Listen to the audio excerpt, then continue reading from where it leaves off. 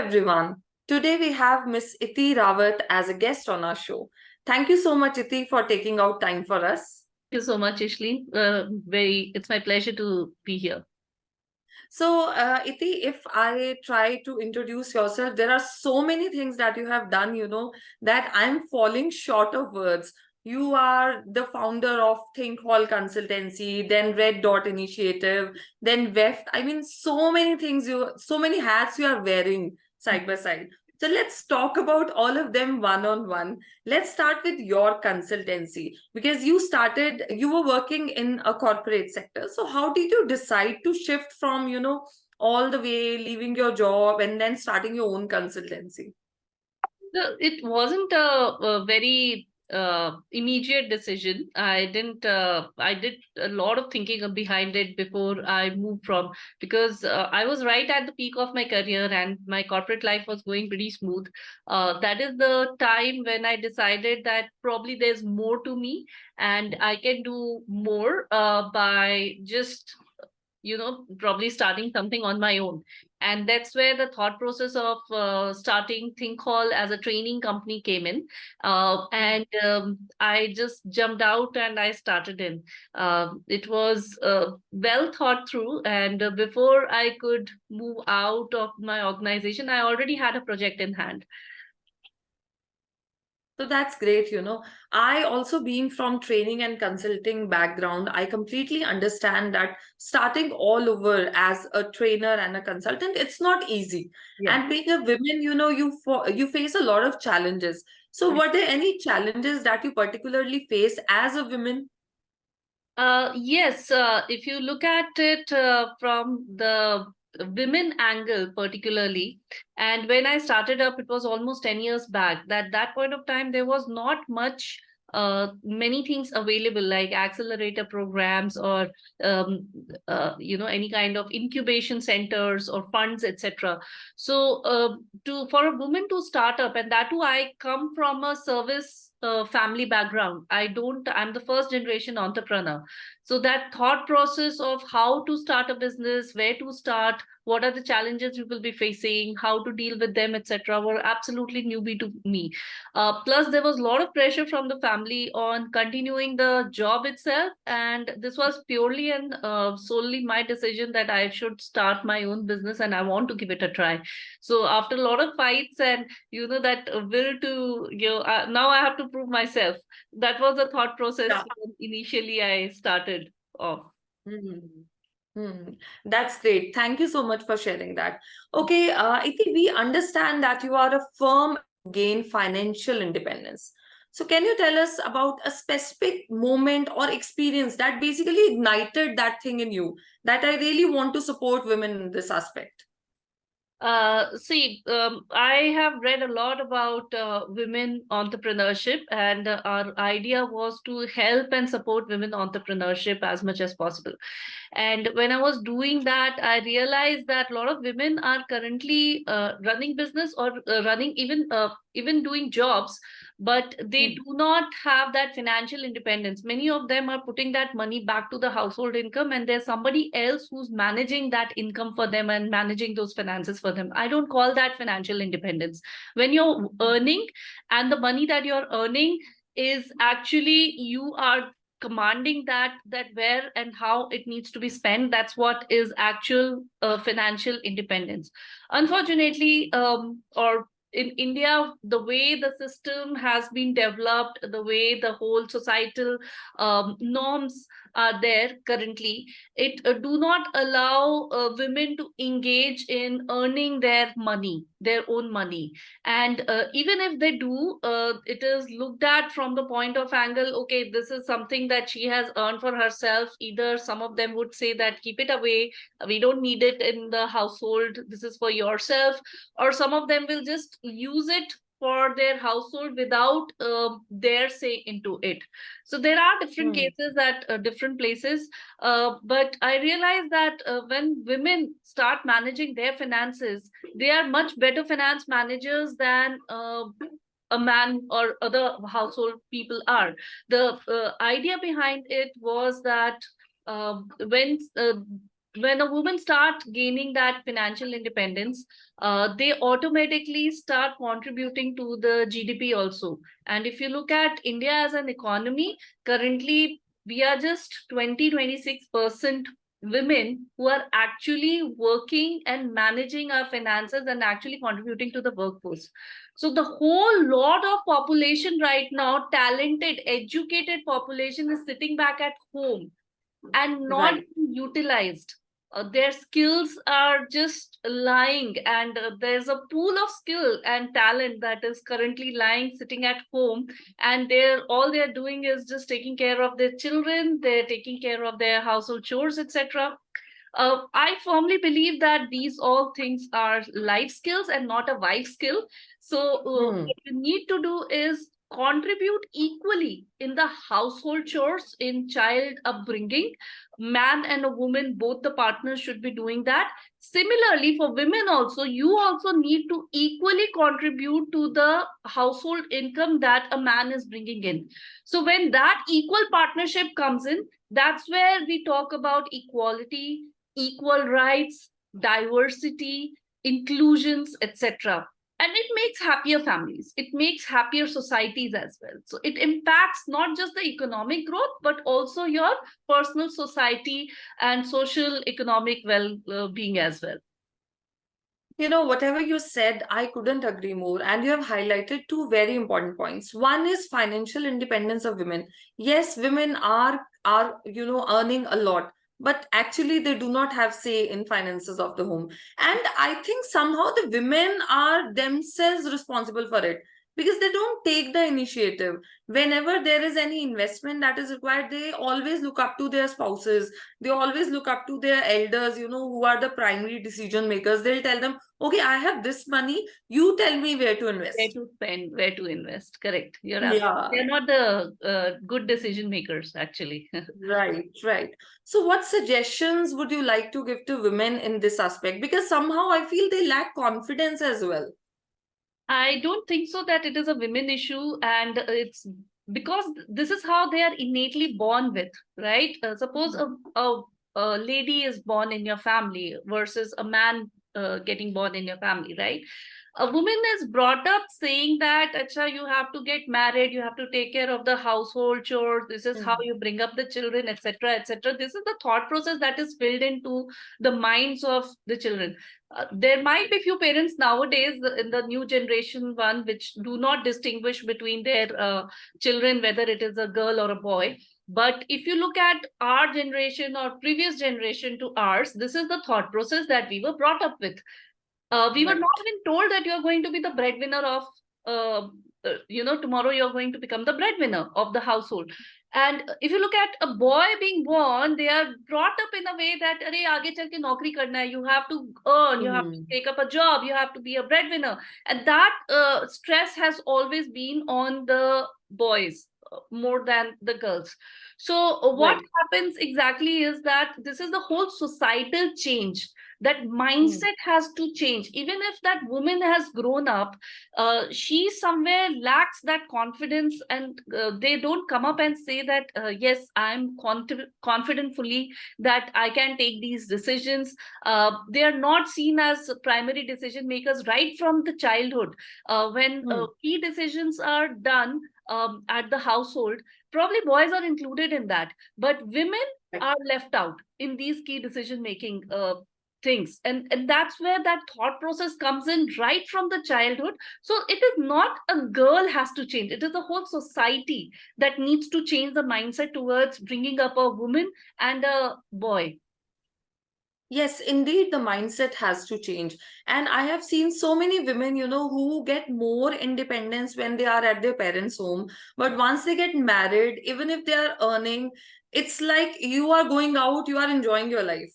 Yeah. So I somehow believe that the mindset of the entire society, and don't you think that somehow when we talk about parents, somehow they get biased, they get partial. Like for their own daughters, they are more open, but when it comes to daughter-in-laws, they lag behind. They lag behind.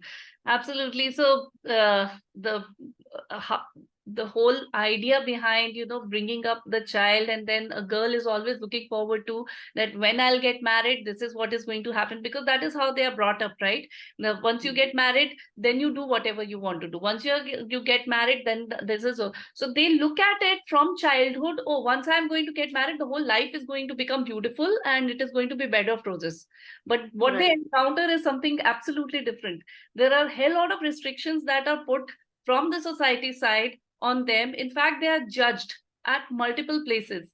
They are judged the way they stand, the way they dress, the way they cook, the way they do anything in their life, even if they're earning. So that whole thought process and mindset change. And like you said, that yeah, at times in-laws, they do get biased. There are, I can't stereotype it, because there are a lot of Hmm. mindset in-laws also who are coming up in the new generation society. And but that overall, if you look at it, if you look at the percentages, sadly the numbers are really bad in terms of Hmm. how women are treated right now in their in-laws place versus their own homes. So Hmm. poor things, their own homes tell them that you are disowned now, that you belong to a different home, and that home, they never accept them as their daughters. So they are somewhere in the middle. Right, right. And you know what? I have seen so many women quitting their job because of this pressure of raising their children. Because somehow, if a man looks after the children, the society looks down upon them. They Correct. tell them, like, why are you taking care of the children? It is your wife's responsibility. So Right. that's why women drop out of their job. But somehow I feel women entrepreneurship is something where they can manage their family as well as work together as compared to corporate jobs. Although there are MNCs, there are good companies who are coming up with better work environment where there are giving the women more liberty to choose their work hours, then getting more support in the offices. But still, it has long way to go in corporate sector. Yeah, as you rightly pointed out, that there's still a long way to go, but changes are there now. We can see that with the new long term maternity leave, as well as some of the companies are nowadays giving period leaves. Some companies Yeah. are giving more diverse and inclusive atmosphere to people. But that talent pipeline leakage happens actually at the age of 30-35. That is where the childbirth happens, typically Hmm. in Indian societies. So that's where women are opting out because they need to take care of their children, and men are over there. But we cannot put all the pressure on the women to take care of the children by stating that you should get a 6-month maternity leave and it is only available for a woman. My idea is always that we should give parental leaves, which is for 6 months, which should be any partner can choose to Right. take that up, because yes, that is a crucial time for child development, and any Hmm. of the partners should be able to manage this.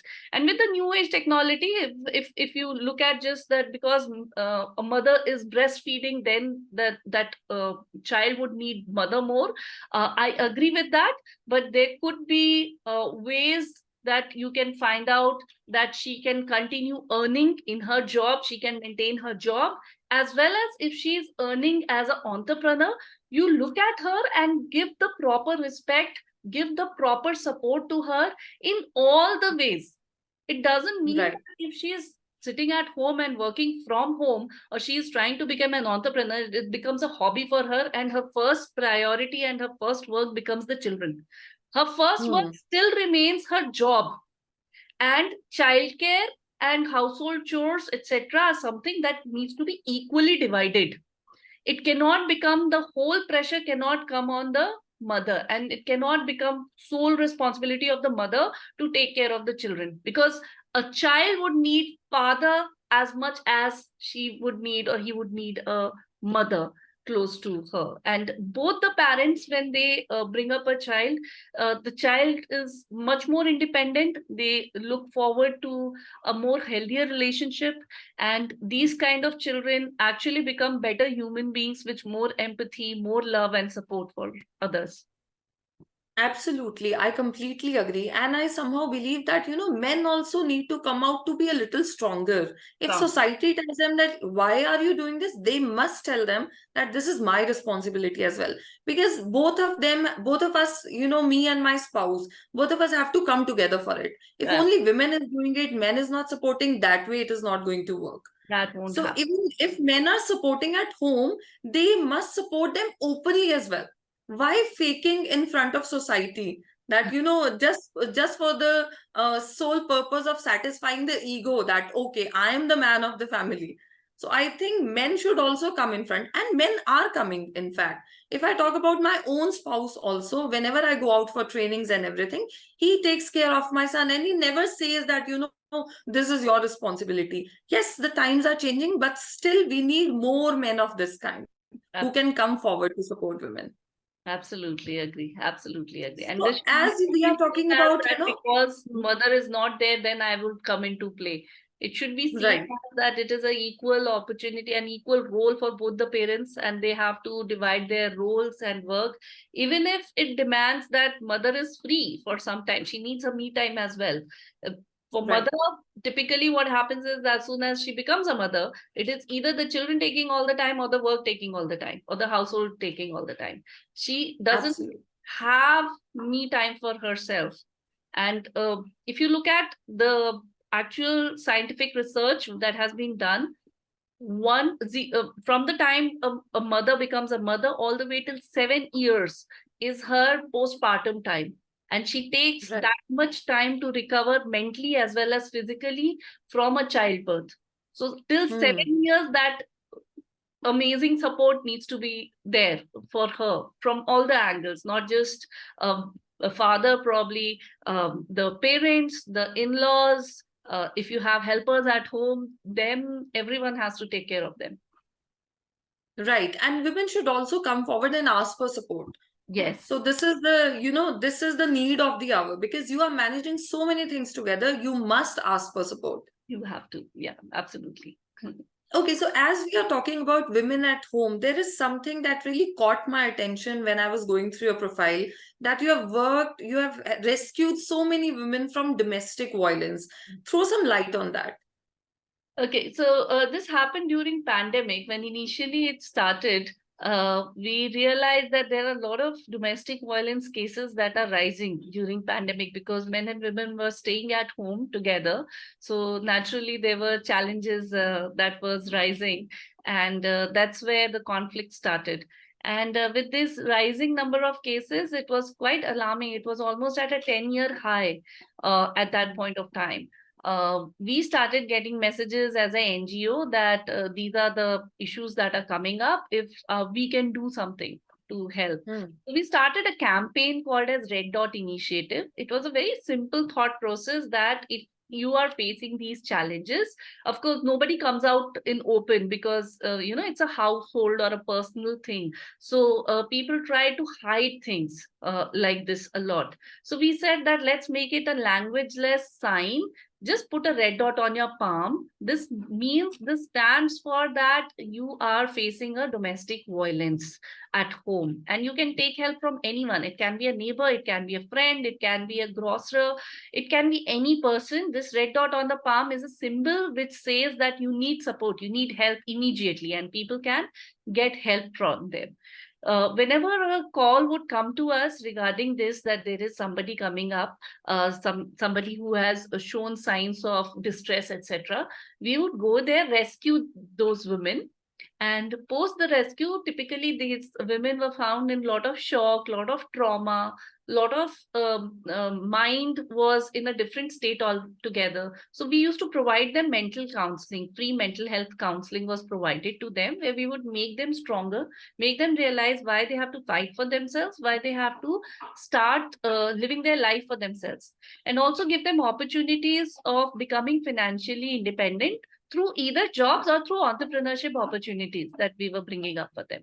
So that is the whole Hmm. Red Dot initiative. We still are doing it. We have already crossed 400 plus cases now, and we have already started helping and making women more independent, more financially independent. So they are happier now. and they're living a better life, of course. Yeah, and that's a great work that you have been doing, Iti. So, Iti, tell us something. What else are you doing for, women being financially independent? How do you actually help them? So there are many cases. When WEFT started, that whole thought process was that let's make it like a women forum where women Hmm. entrepreneurs can come and network. We typically saw that women are not very good at networking. So we realized that there was a platform that was required. So we created this platform where women would come, they would network between each other. We encourage them to become clients of each other, vendors of each other, basically help each other to grow.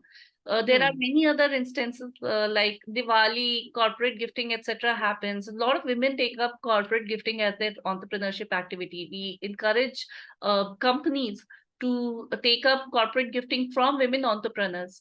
We also have many other campaigns like this, like Project Samantha. Project Samantha helps women who are underprivileged to Okay. take up entrepreneurship. So it's a complete program, training program, where we teach them entrepreneurship, hand holding, etc. happens for like 3 months at least. We do hand holding for them, and once they have started earning some money, that is where we slowly go away from them. So it's a foolproof process where training is provided, and all the help and support is given to them with donations, etc. that we create. We have created two tea stalls for women who were from underprivileged background. We have already started one tiffin center, one tailoring shop, and based on the skills of the women.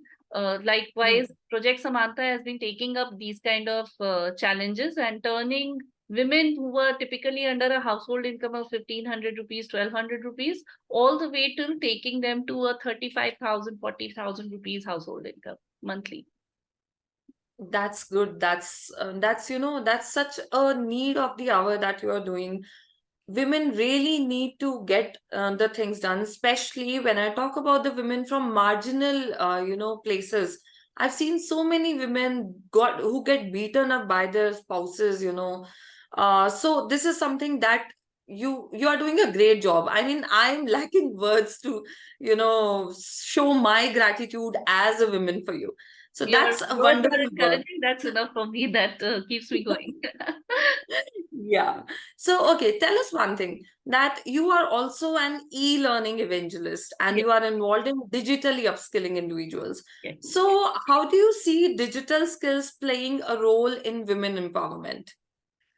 Okay, so basically, we have seen that women, they are not there out there in tech. Very few women you will find who has taken up tech or who developed that tech skills.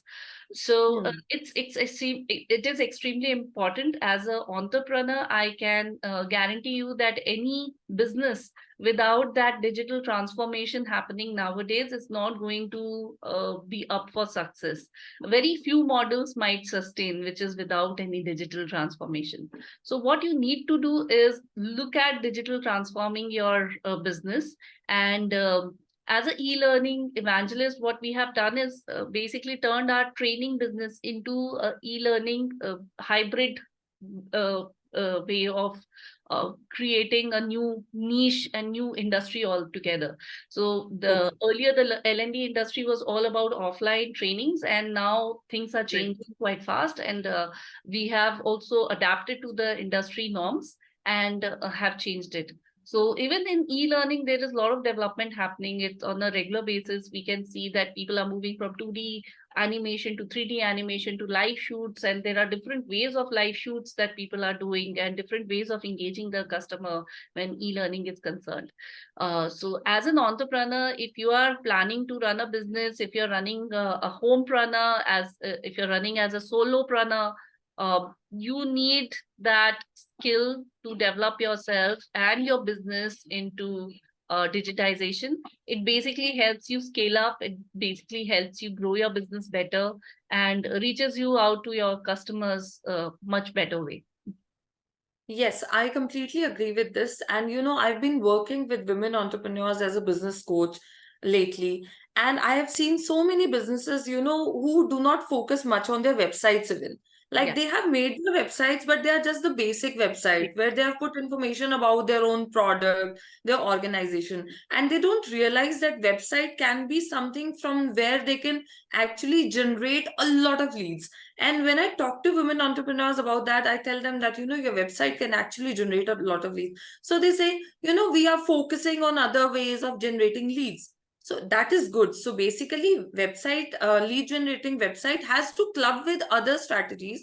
I agree. But any business who does not focus on digitalization will lag behind in future. In upcoming 6 to 10 months, I would say, not even 1 year, they are going to lag behind a lot.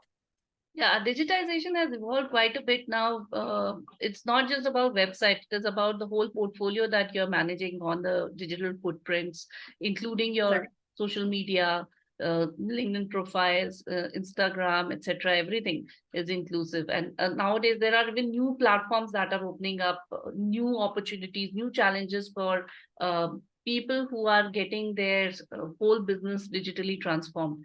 So Right. website is just a part of it, is what I would Hmm. say. And the rest of it, if you look at it, there are many other ways of. So different businesses should look at where their customers are, is Hmm. one thought process I can give. And then accordingly plan their digitization. It is not just turning themselves into a website or just creating their social media page. It's a whole lot of gamut. So upskill yourself again is what I would say, and learn more about. Right. Take business coaching from nice people like you, and they should learn more around it. That how exactly precisely they should be able to manage their digitization. Right, right. And when I talk about social media is something which really builds your credibility. It really show you up as an authority in your field. So this is something which everybody must look into.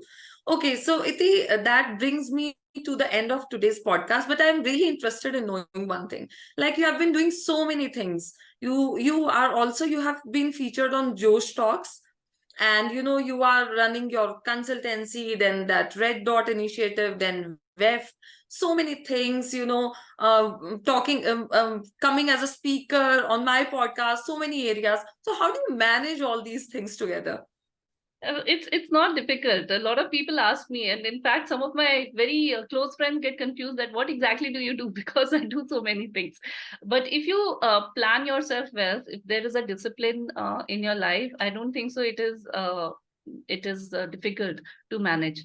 See, there I always tell my people whoever come for mentorship in business, my students, I always tell them that please always have a plan B, because I understand that you are resilient. I understand that you have grit, you have courage, etc., etc. You want to take risk, but a calculated risk always helps. So your plan B has to be ready at all point of time, and you need to manage. Uh, how basically you need to plan this out is that uh, hard work should not be looked down upon. Nowadays a lot of people want shortcuts. They want Mhm. immediately become big, immediately get funded, and immediately run out of business also. Sustainability is extremely important. So whenever you're planning things, then make sure that you plan for the future. Don't look at just 5 years or 10 years from now.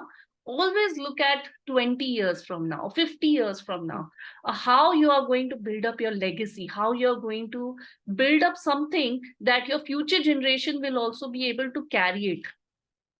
Right, So right. once you start planning that way, automatically things will fall into place. You know that, Hmm. yes, you have to work on it. Otherwise, how will you support your next generation? Absolutely. And I love what you just said. And I always tell people, you have to run your business. Yeah. Don't run for your business. So if Right. you are one man army who's doing everything, you will never be able to build a sustainable business. Your business goes with you. So you Absolutely. have to build something that your coming generation can cherish. perish. You have to build more jobs. You have to make Right, the next leadership position in your company. You have to make sure right. that your team knows that who will take up the role at any point of time when you are not there. So Hmm. there are many things to entrepreneur, many layers. Absolutely, absolutely. So, Iti, what is one message that you would like our audience to take from today's, podcast? I always believed in courage quite a bit. And I would like to end this podcast by saying that without courage, be it job that you are doing, be it business that you are running, or whatever that you're passionate about you are doing, it takes a lot of courage to come out. So there Hmm. would be challenges and obstacles in your way. There you have to make sure that you have a goal in place and you follow that goal. Do not look at the obstacles on the way, always look at the goal that is there and have the courage to overcome those challenges and obstacles. It no obstacle or challenges can be so difficult that you cannot overcome it. There is always a possibility, there is always a way around it, or way over it, or way under it. You have to just find that way out. So that's my last message for anyone who's watching your or hearing your podcast. Please do follow this.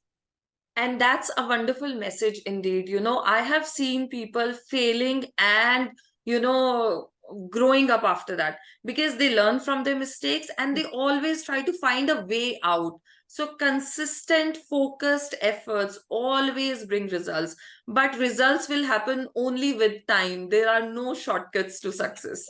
Success, hard work. Okay, thank you so much, Iti. Thank you so much for being on the show, and it was my pleasure to have you here.